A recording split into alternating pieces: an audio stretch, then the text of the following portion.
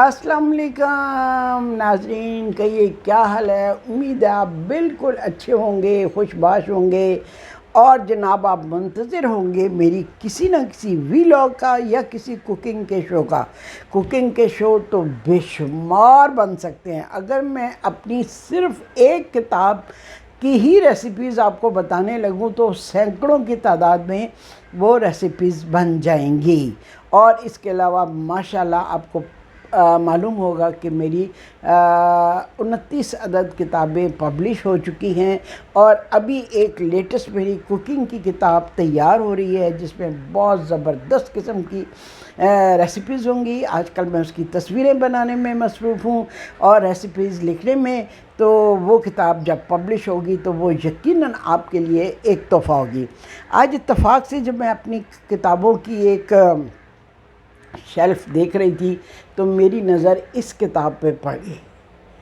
ये मेरी किताब जो थी जब पब्लिश हुई थी, मेरा ख़्याल है कोई 25 साल पहले, ओफ धूमें बढ़ गई। इस कदर इसके तारीफ़ी ख़तूत, तारीफ़ी फ़ोन मुझे आते थे कि मैं आपको बता नहीं सकती। और जनाब जी ये किताब मैंने लिखी थी कि अपनी अम्मी से हैंडी हैंड्स, यूज़फुल हैंड्स, टोटके जिसको कहते हैं, सदियों पुरानी जो एक रवायत चली आ रही है, एक माँ से दूसरी को, दूसरी से उसके बाद अगली नस्ल को, एक नस्ल से अगली नस्ल को ट्रांसफ़र होती रहती है। लेकिन अब मैं देखती हूँ कि हमारी जो अगली नस्ल है उसको तो बिल्कुल भी इन चीज़ों का कुछ पता नहीं, वो तो इसके बारे में कुछ भी नहीं इल्म रखती। तो मैंने फिर सोचा कि मैं ये किताब लिखूं जो कि उनको घरेलू अमूर में बहुत मदद दे। और ये किताब इतनी हिट हुई थी, सुपर डुपर हिट। इसके बारे में अखबारों में लिखा गया। ये कुछ अखबारों के तराशे हैं जो मैंने किताब के एंड के ऊपर पब्लिश करवाए थे, मतलब पब्लिशर ने किए थे, मैंने तो नहीं करवाए थे। तो ये किताब जो मैंने लिखी तो इसको मैंने अपनी माँ के नाम किया, क्योंकि अपनी माँ से मैं जो घर में हिंट सुनती थी, हैंडी हिंट सुनती थी, उन सब को मैंने अपने जहन से निकाला,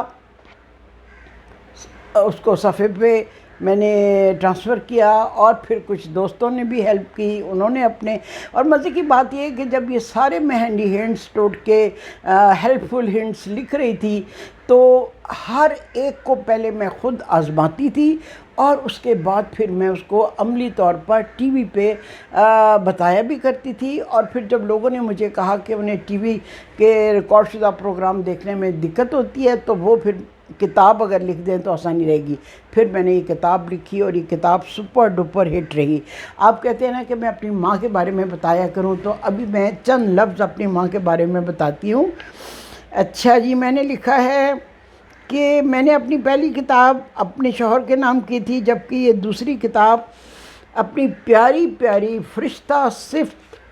फ़रिश्ता सीरत माँ के नाम करती हूँ, जिनकी हौसला अफजाई ने मुझे घरेलू अमूर का शौक़ बख्शा। मुझे याद है कि बचपन में मैं कोई चीज़ बनाती थी या कोई एम्ब्रॉयडरी वगैरह करती थी तो मेरी माँ नहाल होकर मेरे हाथों को चूम लिया करती थी।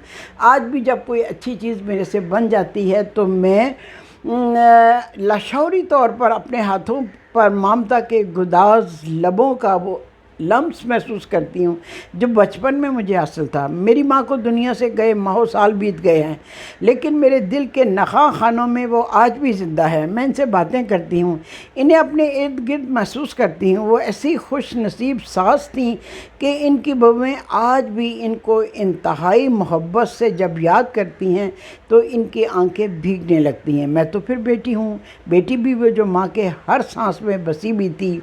और इसने चंद सांसें अल्लाह ताला से सिर्फ़ मेरे लिए मांग रखे थे कि मैं इतने सालों बाद वतन वापस लौटूं तो माँ को ना पाकर मायूस ना हूँ। बस चंद रोज़ मैं ममता की ठंडी छाँव तले बैठ पाई थी कि मांगे हुए सांस वो ख़त्म होने का वक्त आ गया और चलते चलते बातें करते वो हमसे रुखसत हो गई। न ज़िंदगी में किसी को तकलीफ़ दी, न जाते समय किसी को ज़ामत दी। जो कुछ ये किताब मैं चूँकि ये किताब मैं अपनी माँ की अजीम हस्ती के नाम कर रही हूँ, इसलिए माँ के लफ्ज़ के साथ ही अपने जज्बात को सफ़ाए करतास पर उतारने से ना रोक सकी। एक शादीशुदा बेटी का मेका इसकी माँ के दम से आबाद होता है, और फिर इसके बाद सब अपने अपने घरों में आबाद व शाद तो रहते हैं, मगर मेका ख़त्म हो जाता है। मेका जो एक बेटी के लिए ठंडी छाँव होता है, ये छाँव माँ के वजूद से बनती है और इसी के साथ ख़त्म हो जाती है। अल्लाह ताला माँओं को सलामत रखे। ये किताब चूँकि मैंने माँ के नाम की थी, इसलिए उसमें माँ के लिए लिखे हुए अल्फाज जो है आज इतने सालों बाद मैं दोहरा रही हूँ। और इसमें जो मैंने बहुत ही यूज़फुल हिंट्स लिखे थे, उनमें से मैं चंद एक आपको सुनाती हूँ। यकीनन रोज़मर्रा की लाइफ में अगरचे अब बहुत सारी फैसिलिटीज़ हो गई हैं, लेकिन फिर भी कुछ चीज़ें ऐसी हैं जो अब भी मैं ख़ुद भी इस्तेमाल करती हूँ, और मैं चाहूँगी कि मैं आपको भी वो बताऊँ कि आप किस तरह उनको इस्तेमाल करके तो आसानियाँ पैदा करें। तो पहली चीज़ तो मैं बताऊंगी कि किचन या बाथरूम का जो सिंक है, या ये जो है क्या कहते हैं बेसन, अक्सर उसका वो पाइप बंद हो जाता है किसी वजह से। किचन में तो चिकनाई वगैरह की वजह से वो हो जाता है, लेकिन बाथरूम का भी कुछ इसी वजह से। तो मैं क्या करती हूँ, मैं सोडा, कपड़े धोने वाला सोडा मंगा के कोई आधा किलो रख लेती हूँ घर में। 1 टेबलस्पून भर के सिंक के उस सुराखों में डाला, और उसके ऊपर बॉइलिंग वाटर केटल जो है ना, वो उबलते हुए पानी की मैंने उसके ऊपर मैं डाल देती हूँ, ठीक है। और फ़ौरन सिंक का वो ड्रेन जो है वो खुल जाता है। और इसके अलावा मैं आपको बताऊं कि मैंने कुछ यहाँ पे टिक किए थे। मैं आपको अपनी अम्मी की और अपनी तस्वीर दिखाऊं इसमें, और फिर मैं और अपनी बेटी के साथ, ठीक है। मैंने कुछ हाँ जी हिंट्स लिखे थे जो मैं आपको बताती हूँ। एक मिनट जी। टीवी पर जब मैंने ये अपना टिप बताया था तो हो ये तो बहुत ही हिट हुआ था। वो ये है कि अगर सालन जल जाए तो पूरे सालन में जले हुए सालन की बू पड़ जाती है और बड़ा मुश्किल हो जाता है उसको ठीक करना। उसके लिए आप ये करें कि सालन को ऊपर से निकाल के अलग किसी दूसरे पैन में डालें, और उसमें फिर थोड़ा सा दूध डालें और उसको गर्म करें। जले हुए सालन की सारी बू ठीक हो जाएगी। अच्छा, अब जो देगची जल चुकी है उसको आप कैसे ठीक करेंगे? उसके लिए आप ऐसे करें कि उस जली हुई देगची में पानी डालें, पानी के साथ आप उसमें डाल दें 1 चम्मच टेबलस्पून नमक का, और उसको उबलने दें। पानी जब उबल जाएगा तो सारे वो जो जमे हुए जले हुए ज़रात चिपके हुए थे उनको उतरने में बहुत आसानी हो जाएगी। या फिर अगर प्याज भी अगर आप डाल दें तो उससे भी बहुत अच्छी तरह सारे जले हुए ज़रात जो है ना वो निकल जाते हैं। फिर स्टेनलेस स्टील के बर्तन जब तक चमकते हुए दमकते हुए ना हो, उनको इस्तेमाल करने का मज़ा ही नहीं आता। तो उसके लिए क्या करें कि एक क्या कहते हैं नीम गीला यानी सिला किस्म का पैड लें, कपड़े का बना लें या बर्तन धोने वाला ले लें, उसके ऊपर आप बेकिंग सोडा डालें और उनसे उसको रब करें। जैसे टी पॉट है, केटल है, और इस तरह की जो चीज़ें हैं जिनको आप इस्तेमाल करते हैं वो चमकती धमकती भी बहुत अच्छी लगती हैं। तो जनाब जी ये हो गया। उसके अलावा सब्ज़ियों को जब भी आप बॉईल करें, कभी भी ठंडे पानी में डाल के उनको उबलने के लिए ना रखते, बल्कि हमेशा ऐसे करें कि पानी को पहले बॉईल करें और उसके बाद सब्जियों को डालें। हल्का सा चाइनीज़ फूड जैसे बनाने के लिए आपने करनी है, हल्का सा उसको बॉईल करें और उसके बाद उनको ड्रेन कर लें, ठीक है। इससे सब्जियों की रंगत बहुत खुशनुमा रहती है और सब्जियों की रंगत ख़राब नहीं होती, ठीक है।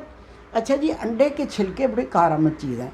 जब आप अंडे फ्राई करते हैं या अंडे बॉईल करते हैं या ऑमलेट बनाते हैं, अंडों से कोई भी चीज़ बनाते हैं, केक बनाते हैं, कुछ बनाते हैं, तो आप अंडों के छिलकों को जमा करते जाया करें। मैंने एक टोकरी रखी हुई है जिसमें अंडे धो के तो उसको छिलकों को उसमें डाल देते हैं। जब काफ़ी सारे जमा हो जाती हैं ना तो उसको क्रश करके खूब हाथों से मसल के ना उसको मनी प्लांट में डाल दें या फिर गुलाब के जो रोज़ेस का आपके पौधे हैं उनमें डाल दें। ओ इतने ज़बरदस्त वो बढ़ते हैं ना, एक ज़बरदस्त किस्म की खाद का ये काम देते हैं। प्याज काटते वक्त आंसू आना लाजमी बात है, ठीक है। और यही वजह कि प्याज काटना जो है ना बड़ा मुश्किल काम लगता है। लेकिन अगर आप पॉलीथीन बैग में प्याज को डाल के थोड़ी देर के लिए फ्रीज़र में रख दें और फिर उनको काटें तो वो इस तरह वो आंखों में से पानी नहीं निकलेगा, ठीक है। कुछ लोग मैंने सुना था कि मुंह में अगर पता नहीं कोई लोहे का टुकड़ा पकड़ के तो फिर प्याज काटे। आई डोंट थिंक, मुझे तो करामत नहीं लगा। अच्छा जी, जिस पॉइंट से आप बर्तन धोते हैं, ख़ास तौर पे अंडों वाली प्लेटें जिसमें आपने ऑमलेट या अंडा फ्राई करके डाला है, तो उसकी जो बू है ना वो सारे बर्तनों में चली जाती है, ख़ास तौर पे गिलासों के अंदर तो नाकाबिले बर्दाश्त होती है। तो अंडों वाली प्लेटों को धोने के लिए आपने जो चाय बनाई है और उसके बाद जो चाय की गरम गरम पत्ती बची हुई है ना आपके पास, अंडों की प्लेटों के ऊपर उस पत्ती को मलें, ठीक है। और उसके बाद उस पत्ती को भी किसी छलनी में डाल दें, ठीक। जब वो पत्ती सूख जाए काफ़ी सारी जमा होके, तो वो भी मनी प्लांट और रोज़ेज़ में डालें तो वो भी बहुत अच्छा खाद का काम देती है। टमाटर का छिलका जो है ना बाज़ लोग बिल्कुल पसंद नहीं करते और वो गलता भी नहीं है। तो इसके लिए आसान तरीका है कि टमाटर को छुरी की नोक पे लगा के फ्लेम के ऊपर हल्का सा घुमाएं, छिलका चिटक जाएगा और उसको पकड़ के आप आराम से उतार सकते हैं, ठीक है। तो ये भी टमाटर का छिलका उतारने का बहुत तरीका है। इसके अलावा बेशुमार मैंने बताए थे, यानी आप देखें ना ये एक पूरी किताब है जिसमें मैंने सारे के सारे अपने आजमूदा ये हैंडी हैंड्स जो है, हेल्पफुल हैंड्स, वो सारे प्रैक्टिकली बताए थे और बड़े ज़बरदस्त ये पॉपुलर हुए थे। अच्छा जी, बासी चावलों को क्या किया जाए? हमारे मुलाजमीन तो अक्सर चावलों को चिड़ियों को डाल देते हैं, बाहर डाल देते हैं, लेकिन बासी चावलों से आप बहुत सारी चीज़ें बना सकते हैं। पिछले दिनों मैंने आपको रात के बचे हुए चावलों से इतनी ज़बरदस्त पाई बनानी बताई थी। कीमा पड़ा हुआ था घर में, एक दिन पहले जो पकाया था भुना हुआ कीमा, तो मैंने फिर चावलों के साथ मिला के उसको इतनी ज़बरदस्त पाई बेक की थी, वो मैंने आपको दिखाई भी थी। इसके अलावा आप ऐसे करें कि चावलों को थोड़ा सा मैश कर लें, चॉपर में डाल के नहीं, वैसे ही हाथ से या किसी उससे चम्मच से उसको मैश कर लें। भुना हुआ कीमा लें, चावलों की कटोरी बनाएं, उसके अंदर वो चटपटा भुना हुआ कीमा जो है डालें और उसको बेज़वी शक्ल दे दें। इसको डीप फ्राई कर लें और ये इजिप्शियन कबाब बन जाएंगे।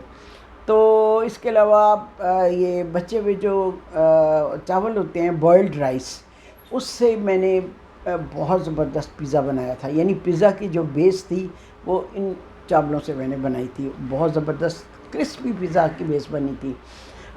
इसके अलावा इन बचे हुए चावलों से और बहुत सी चीज़ें बन सकती हैं। मैंने जो आपको बताया था ना कि मैंने प्रोग्राम शुरू किए थे बचत प्रोग्राम, उसमें इसी तरह बची हुई चीज़ों से मैं और बहुत सारी चीज़ें बनाया करती थी। तो वो जो पाई बनाई थी ना मैंने उधर क्या उसको कहते हैं, गलियात में, अगर आप देखें पिछले कुछ प्रोग्रामों में तो वो आपको नज़र आएगी। तो उसमें से भी थोड़ी सी बच गई थी, मैंने उन सारों को आपस में मिक्स किया और बहुत छोटे छोटे मुन्ने मुन्ने कबाब बनाए। उनको अंडे में थोड़ा मिला के रोल करके और ब्रेड क्रम्ब लगा के तला। इतने डिलीशियस कबाब, इतने क्रिस्पी कबाब बने कि मैं आपको क्या बताऊं। तो आज ये किताब बहुत अरसे बाद मेरी नज़र से गुज़री, मैं इस पर नज़र डाल रही थी अंदर, तो मैंने सोचा कि मैं आपसे शेयर करूं ये अपने ज़माने की हिट किताब। अब तो मेरा ख़्याल है ये पब्लिश नहीं होती, उस वक़्त जिसने ले ली उसके पास पड़ी होगी। तो जनाब जी, इस किताब के हवाले से मुझे बहुत प्यारे प्यारे ख़तूत भी आए थे। उस ज़माने में तो ना व्हाट्सएप था, तो ना ही यूट्यूब था कि आपको कमेंट्स का पता चले। हमें लेटर्स आया करते थे, बोरियों के हिसाब से लेटर्स, और उसमें से चीदा चीदा लेटर्स निकाल के मैं उनके जवाब भी दिया करती थी। अब मैं आपसे इजाज़त चाहती हूँ और प्लीज़ मेरे चैनल को खूब सब्सक्राइब करें ताकि आपके लिए मैं खूब अच्छे अच्छे प्रोग्राम बनाती रहा करूँ, ठीक है। अल्लाह हाफिज़।